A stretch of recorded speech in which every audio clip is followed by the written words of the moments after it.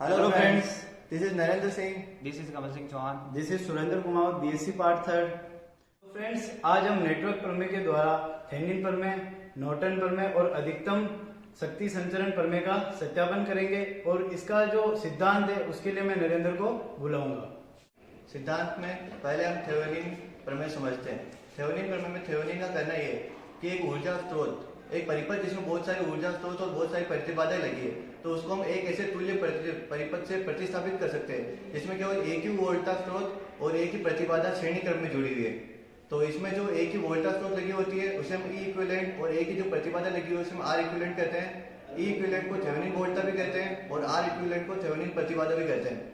इसमें जो हम थेवेनिन वोल्टा है उसका मान ज्ञात करने के लिए जो हमारे पास लोड प्रतिरोध होता है ना, उसके दोनों टर्मिनलों को खुला रख के करते हैं, अर्थात परिपथ को हम ओपन सर्किट में रखते हैं। और जो यहाँ पर जो थेवेनिन प्रतिबाधा है उसका मान ज्ञात करने के लिए हम जो जितने भी ऊर्जा स्रोत है उनको अपनी आंतरिक प्रतिबाधा से प्रतिस्थापित कर देते हैं और उसके बाद हम थेवेनिन प्रतिबाधा का मान ज्ञात करते हैं।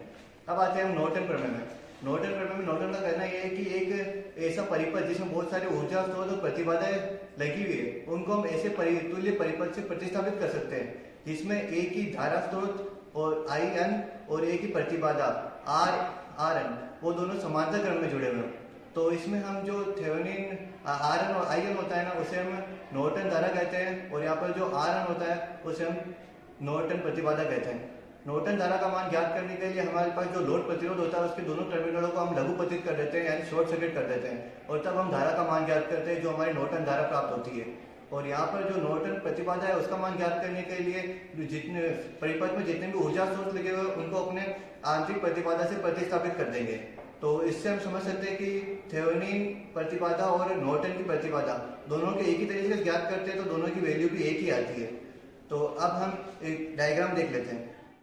तो हम डायग्राम देख लेते हैं। ये हमारा परिपथ है जिससे हमें तीनों नेटवर्क थ्योरम सिद्ध करनी है। इसमें यहाँ पे चेंजेबल वोल्टा सोर्स लगा हुआ है, इसके समांतर क्रम में एक वोल्ट मीटर लगा हुआ है वोल्टा का मान ज्ञात करने के लिए। यहाँ पे पास चार प्रतिरोध है R1, R2, R3, R4 जिनकी वैल्यू हमें दी होती है और ये चारों हमारे व्हीटस्टोन सेतु के अनुसार जुड़े होते हैं। इनके समांतर क्रम में एक वोल्ट मीटर लगा हुआ है और इन्हीं के एक श्रेणी क्रम में एक मिली एम्पेयर का एमीटर लगा हुआ है और यहाँ पर हमारा लोड प्रतिरोध लगा हुआ है। जब इस हम परिपथ को थेवेनिन के अनुसार चेंज करते हैं तब यहाँ पर एक ही इक्विवेलेंट वोल्टा सोर्स और एक प्रतिबाधा श्रेणी क्रम में जुड़ी हुई होती है। और जब हम इसे नॉर्टन के अनुसार चेंज करते हैं तो इसके अंदर नॉर्टन धारा और नॉर्टन प्रतिबाधा दोनों समांतर क्रम में जुड़े होते हैं। मैं आपको अधिकतम शक्ति संचरण प्रमेय के बारे में बताऊंगा। इस प्रमेय के अनुसार किसी परिपथ में जब लोड प्रतिरोध स्रोत के आंतरिक प्रतिरोध के बराबर हो जाए तो स्रोत से संचरित होने वाली शक्ति का मान हमें अधिकतम प्राप्त होता है। ये हमारे पास नेटवर्क थ्योरम का उपकरण है। ये पावर बटन है, ये वेरिएबल वोल्टेज स्रोत है, ये वेरिएबल लोड प्रतिरोध है, ये वोल्ट मीटर है जिसका अल्पतमांक 0.2 होता है तथा यह हमारा धारा मापी है जिसका अल्पतमांक 0.2 होता है। अब हम परिपथ संयोजन करेंगे। इसमें हम सबसे पहले वोल्टेज स्रोत को 10 पे सेट कर लेंगे ताकि हमारी कैलकुलेशन में आसानी हो सके।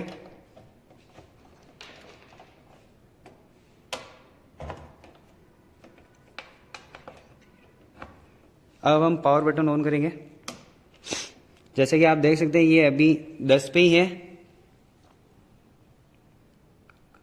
अब हम परिपथ संयोजन करेंगे। वोल्ट मीटर के पॉजिटिव को पॉजिटिव से तथा नेगेटिव को वोल्ट मीटर के नेगेटिव से, एमीटर के पॉजिटिव को पॉजिटिव से तथा नेगेटिव को नेगेटिव से, वोल्ट मीटर के पॉजिटिव को पॉजिटिव से तथा वोल्ट मीटर के नेगेटिव को नेगेटिव से तथा लोड प्रतिरोध को हम जोड़ेंगे। इसमें पॉजिटिव नेगेटिव नहीं होता है।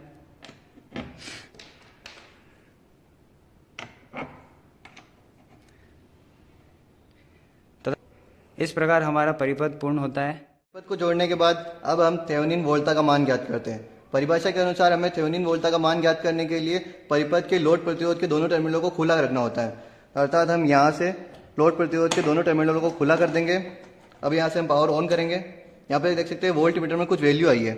यहाँ से हम इस वैल्यू को नोट कर लेंगे और यहाँ से ये वैल्यू आई, ये हमारी थेवेनिन वोल्टा की वैल्यू आई है। अब हम इसे परिपथ का वापस ऑफ कर देंगे। अब हम नॉर्टन धारा का मान ज्ञात करते हैं। नॉर्टन धारा के मान के अनुसार नॉर्टन धारा का मान तब ज्ञात होता है जब लोड प्रतिरोध के दोनों सिरे लघु पतित होते हैं, यानी शॉर्ट सर्किट होते हैं। इसके लिए हम छोटे वायर का यूज़ करेंगे और इनके दोनों सिरों को शॉर्ट सर्किट कर देंगे। अब मतलब यहाँ पर लोड प्रतिरोध नहीं जुड़ा हुआ है। अब हम परिपथ को ऑन करेंगे। यहाँ पर भी देख सकते हैं केवल धारा के मान में चेंज हुआ है। यहाँ पर जो हमारी धारा की वैल्यू आ रही है ये हमारी नॉर्टन धारा है, इसे हम नोट कर लेंगे, ये हमारी प्रैक्टिकल वैल्यू है। अब हम पावर ऑफ कर देंगे। अब हम थेवेनिन प्रतिबाधा का मान ज्ञात करेंगे या नॉर्टन प्रतिबाधा, दोनों की वैल्यू एक ही होती है। थेवेनिन प्रतिबाधा या नॉर्टन प्रतिबाधा का मान ज्ञात करने के लिए पहले हमें जितने भी ऊर्जा स्रोत लगे हुए हैं उनको अपनी आंतरिक प्रतिबाधा से प्रतिस्थापित करना होगा। तो इसके लिए हम यहाँ पे जितने भी कनेक्शन है उन सबको पहले निकाल लेते हैं।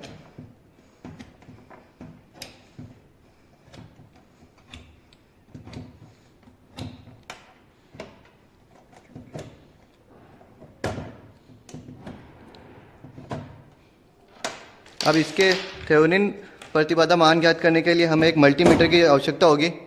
जो हमारे पास ये मल्टीमीटर है, इसकी वैल्यू को हम यहाँ से लेफ्ट साइड में घुमा के 20 के ओम पर सेट कर देते हैं।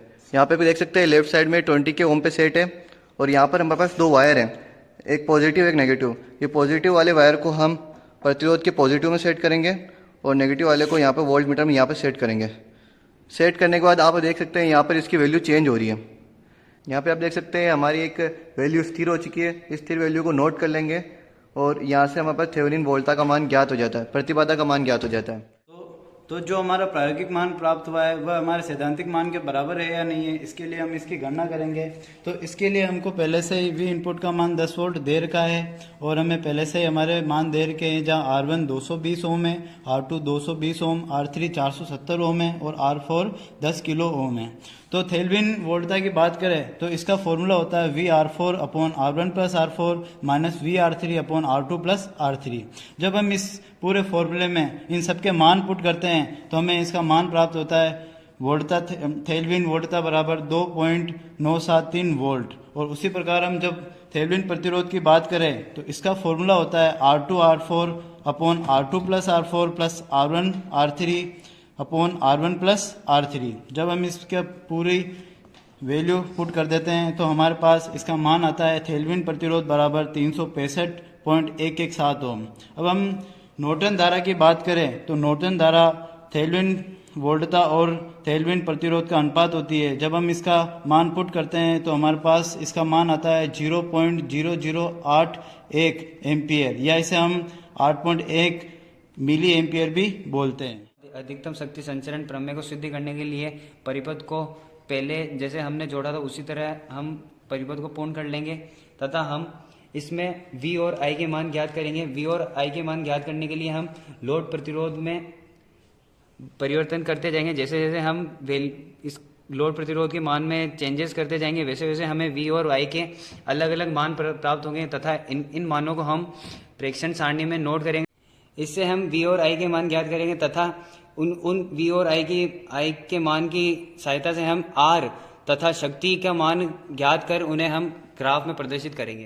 प्रयोग करने के बाद जो हमने V और I के मान निकाले हैं उसे हम सारणी में दर्शाते हैं या सारणी में रखते हैं। तो जब हम सारणी में रखते हैं, जब V और I के मान रखते हैं तो यहाँ से हमें R का मान और P का मान भी प्राप्त होता है। हम जानते हैं कि R का मान V अपॉन I होता है और P का मान V इंटू I होता है ओम के नियम से। अब हम जब V और I के मान रखते हैं तो हमें यहाँ से R और P प्राप्त हो रहे हैं और ऐसे ही हम कुल मिलाकर 10 मान प्राप्त करते हैं। 10 मान प्राप्त करने के बाद इन मानों को जब हम ग्राफ पर प्रदर्शित करते हैं तो जैसे जैसे हम ग्राफ पर इन मानों को प्रदर्शित करते हैं तो हमें अधिकतम शक्ति का मान प्राप्त होता है। जहाँ हमें इस अधिकतम शक्ति का मान प्राप्त होता है वहाँ हम प्रतिरोध R को नोट कर लेते हैं। तो ये ग्राफ शक्ति और प्रतिरोध के बीच खींचा गया है। तो पीवी मैक्सिमम का सूत्र थेवेनिन वोल्टा का होल स्क्वायर अपॉन 4 थेवेनिन प्रतिरोध होता है का अनुपात होता है। तो जब हम प्रायोगिक मान निकालते हैं तो इसका प्रायोगिक मान 5.6 इंटू 10⁻³ वाट निकलता है और हमारा सैद्धांतिक मान 6 इंटू 10⁻³ वाट प्राप्त होता है। अब हम प्रेक्षण सारणी देख लेते हैं। पहली प्रेक्षण सारणी हमारी थेवेनिन प्रमेय और नॉर्टन प्रमेय के लिए बनती है। जब हमारा लोड प्रतिरोध परिपथ में लगा हुआ है प्रारंभिक स्थिति में, तब हमारी जो धारा की वैल्यू प्राप्त होती है वो लिखते हैं, और जो वोल्टता की वैल्यू प्राप्त होती है वो हम यहाँ लिखते हैं। और जब हम लोड प्रतिरोध नहीं लगा हो, मतलब ओपन सर्किट कर देते हैं, तब हमारी धारा की वैल्यू कुछ प्राप्त नहीं होती है, और जो वोल्टता की वैल्यू प्राप्त होती है हमें थेवेनिन वोल्टता होती है। जब हम लोड प्रतिरोध RL को शॉर्ट सर्किट कर देते हैं, मतलब नॉर्टन धारा प्राप्त करने के लिए, तब हमारे पास जो धारा की वैल्यू प्राप्त होती है वो हम लिखते हैं, और वोल्टता की वैल्यू जो प्राप्त होती है वो हम लिखते हैं। और यहाँ पर जो कुल तुल्य प्रतिरोध होता है वो हम ज्ञात कर लेते हैं, जो हमारा थेवेनिन प्रतिरोध है।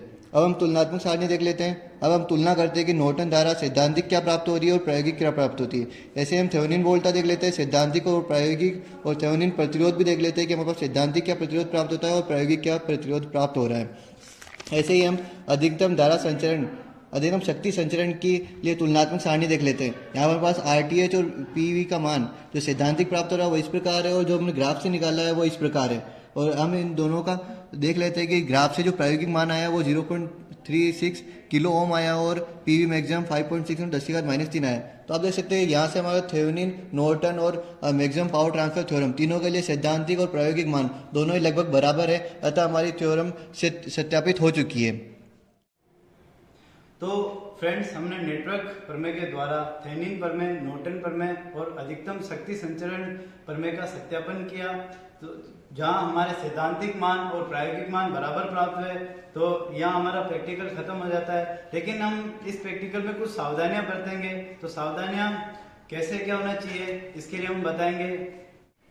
तो फ्रेंड्स, हम सावधानी की बात करें तो सावधानी के लिए सबसे पहले हम जो संयोजन कर रहे हैं वो अच्छी प्रकार से कसे होने चाहिए सभी तारों को। और दूसरी बात करें कि हम जब इसका संयोजन कर रहे हैं तारों का, कि वो उपकरण चालू है या नहीं है वो भी हमें देख लेना चाहिए। और तार सही काम कर रहे हैं या नहीं कर रहे उनको भी पहले हमें उनकी जांच कर लेनी चाहिए।